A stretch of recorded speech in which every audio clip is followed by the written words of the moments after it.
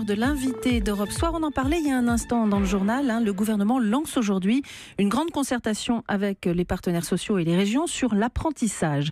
Et quand on pense apprentissage, forcément Isabelle, on pense modèle allemand. Et ça tombe bien puisque notre invité a réalisé une étude comparative approfondie sur ce sujet entre la France et l'Allemagne. Bonsoir Bertrand Martineau. Bonsoir. Vous êtes économiste, spécialiste du marché du travail, expert auprès de l'Institut Montaigne.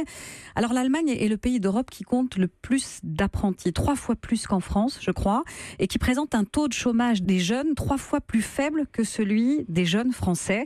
On présente toujours ce pays comme un modèle. J'aimerais comprendre, en partant de ce modèle allemand que vous connaissez parfaitement, pourquoi en France on n'y arrive pas. Tous les gouvernements, ou presque, de droite comme de gauche, ont lancé des grands plans, des grands chantiers, et pourtant aujourd'hui on en est péniblement à 400 000 apprentis seulement dans notre pays. Oui, alors il y a 3 grandes différences entre l'Allemagne et la France, pour simplifier. D'abord, en France, les jeunes qui s'orientent vers la voie professionnelle sont prioritairement orientés par l'éducation nationale vers les lycées professionnels, c'est-à-dire la voie scolaire et non pas l'apprentissage, alors qu'en Allemagne, 80% des jeunes qui font de la formation professionnelle initiale sont orientés vers l'apprentissage, donc il y a un problème énorme d'orientation des jeunes. Le deuxième sujet, c'est qu'en Allemagne, toute la politique de l'emploi et de l'insertion en faveur des jeunes est orientée vers l'apprentissage, c'est-à-dire amener les jeunes à l'apprentissage, là où la France se disperse dans tout un tas de dispositifs qui n'ont rien à voir avec l'apprentissage. Les missions locales, par exemple, qui s'occupent des jeunes, n'orientent pas beaucoup vers l'apprentissage. Les emplois d'avenir de M. Hollande étaient évidemment, faisaient concurrence à l'apprentissage. Et troisième différence par rapport à l'Allemagne, le contenu des diplômes. En France, les diplômes de l'éducation nationale sont très axés sur l'enseignement général. Ils sont parfois un peu obsolètes, il faut bien le dire, sur les aspects techniques, alors qu'en Allemagne, les diplômes préparés par l'apprentissage sont beaucoup plus proches des besoins des entreprises et sont d'ailleurs déterminés essentiellement par les branches professionnelles. Donc si je vous comprends bien, ce que vous nous dites, c'est que c'est essentiellement un problème structurel, un problème d'organisation, pas seulement un problème de croyance du point de vue des parents, mais aussi des enseignants qui pensent que c'est dégradant de pousser les enfants vers l'apprentissage. C'est pas ça le vrai problème. Si, alors il y a des problèmes d'image et des problèmes culturels, mais une fois qu'on a dit que c'était un problème culturel, on a à la fois tout dit et rien dit. C'est-à-dire que c'est culturel, oui, l'Allemagne n'a pas la même histoire que nous, ça n'a échappé à personne. Pour autant, les chefs d'entreprise allemands sont fabriqués à peu près comme des chefs d'entreprise français, et les jeunes français sont fabriqués à peu près comme les jeunes allemands. Donc il faut effectivement parler de structure, de financement, d'organisation, de pilotage. On a un problème massif d'orientation de l'éducation nationale qui préfère globalement garder ces jeunes dans le giron de l'éducation nationale plutôt que de les envoyer vers les CFA, donc les centres de formation d'apprentis et les entreprises. Il y a des raisons pour ça, il faut travailler là-dessus, tout n'est pas que culturel. Ça veut dire que l'éducation nationale, elle est un peu déconnectée des besoins réels? C'est ce que lui reprochent souvent les entrepreneurs. Oui, mais bien entendu, mais par définition. Ce qu'il faut effectivement, c'est qu'à la fin de la 3e et au début du lycée, il y ait des actions d'information très fortes du côté de l'éducation nationale pour orienter les jeunes prioritairement vers l'apprentissage plutôt que vers les lycées professionnels. Je rappelle que l'insertion en emploi, en apprentissage, à 6 mois après la sortie, c'est de l'ordre de 70%, c'est 45% seulement pour les lycées professionnels. Donc je ne dis pas que tous les jeunes peuvent aller vers l'apprentissage, qui est une voie extrêmement exigeante. Mais c'est vrai qu'il faudrait que davantage de jeunes soient orientés vers l'apprentissage plutôt que vers la voie scolaire. C'est pour ça que dans une réforme de l'apprentissage, un des ministres clés dans l'opération, c'est pas le ministre du Travail, c'est le ministre de l'Éducation nationale. C'est lui qui devrait co-porter la réforme, c'est le moins qu'on puisse dire.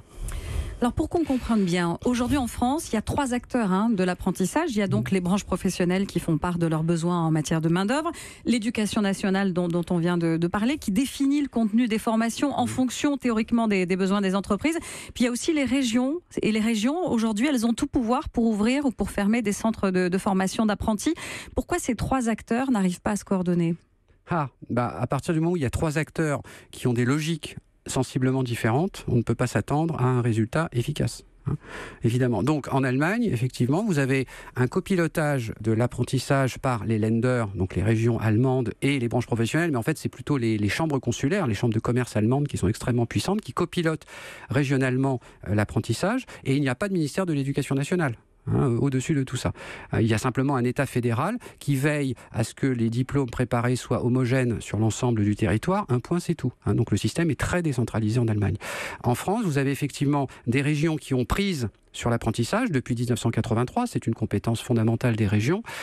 Donc elles peuvent effectivement décider l'ouverture ou la fermeture des CFA avec une discussion avec les fédérations professionnelles, les branches professionnelles. Les régions ne font pas ça tout seuls dans leur coin. Et vous avez par ailleurs l'éducation nationale qui fixe les diplômes qui ne sont pas souvent adaptés forcément aux besoins des branches professionnelles. Alors, cela étant, la difficulté, c'est quand même que l'éducation nationale, elle ne pilote pas l'apprentissage, mais pilote les lycées professionnels. Or, les lycées professionnels font concurrence à l'apprentissage. Ce sont les mêmes jeunes, ce sont les mêmes diplômes et ce sont les mêmes territoires. Donc, vous avez un système à deux têtes, lycée professionnel et CFA, et ce sont des systèmes concurrents. Est-ce que la clé, finalement, parce qu'on entend bien tous ces blocages dont vous nous parlez, est-ce que la clé, ça ne serait pas déjà dans un premier temps de réussir à impliquer le grand public dans la réforme à venir, de faire des campagnes de pub notamment pour que les gens déjà aient envie d'envoyer leurs enfants dans des filières d'apprentissage? Alors, la campagne de pub, les affichages, les réseaux sociaux, c'est effectivement très important, mais je pense que pour orienter les jeunes vers l'apprentissage, il faut que les professionnels rentrent beaucoup plus dans les établissements scolaires et parlent de leur métier. Il faut aussi que systématiquement les jeunes de 3e ou de seconde visitent des CFA.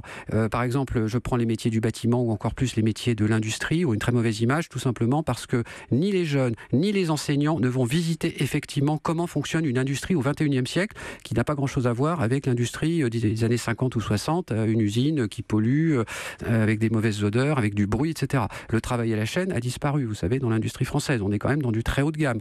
Bon, il y a des problèmes de représentation qui ne sont pas liés à l'apprentissage, mais qui sont liés au métier. Donc il y a un immense travail à faire entre les professionnels et l'éducation nationale pour améliorer cette image. Et puis par ailleurs, il y a aussi un gros effort à faire du côté des entreprises, puisqu'on fait des comparaisons avec l'Allemagne.